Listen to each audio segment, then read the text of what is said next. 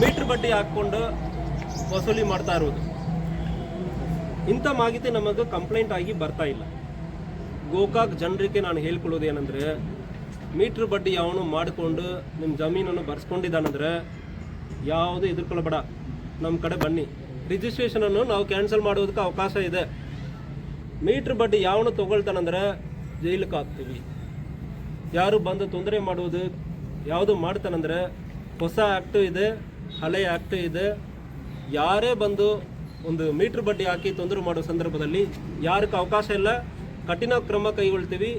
ದಯವಿಟ್ಟು ನೀವು ಮುಂದೆ ಬರಬೇಕು. ನಿಮಗೆ ಹೆದರಿಕೆ ಅಂದರೆ ನನ್ನ ಕಡೆನೂ ಕೂಡ ಬನ್ನಿ, 100% ನಾನು FIR ಮಾಡಿ ಕೊಡ್ತೀನಿ. ಅದನ್ನು ಸಂಪೂರ್ಣವಾಗಿ ನಾವು ಸ್ಟಾಪ್ ಮಾಡಬೇಕು. ಸೊ ಯಾರು ರಿಜಿಸ್ಟರ್ಡ್ ವೆಂಡರ್ 24%, 14% ಅದ ಒಂದು ಲಿಮಿಟ್ ಇದೆ.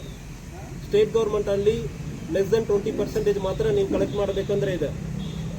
ನನಗೆ ಗೊತ್ತಿರುವಂಗೆ 14 to 16% ಜಾಸ್ತಿ ಬಡ್ಡಿ ತೊಗೊಳ್ಬಾರ್ದು.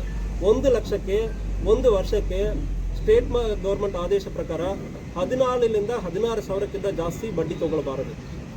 ಸೆಂಟ್ರಲ್ ಗೌರ್ಮೆಂಟ್ ಮೈಕ್ರೋ ಫೈನಾನ್ಸಲ್ಲಿ 24% RBI ಗೈಡ್ಲೈನ್ಸ್. ಬೇಕಾದ್ರೆ ಒಂದು ಸಾರಿ ಚೆಕ್ ಮಾಡ್ಕೊಳ್ಳಿ.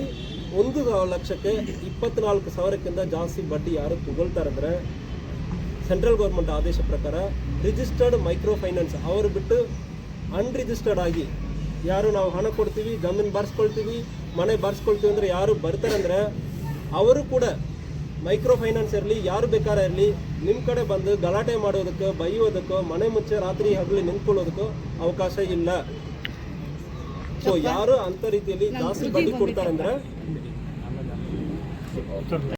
ಯಾಕಂದ್ರೆ ಎಲ್ಲವೂ ಪೊಲೀಸ್ ಇಲಾಖೆ ಈಗ ಬೇಕಾದಷ್ಟು ಸೂಚನೆ ಕೊಡಲಾಗಿದೆ.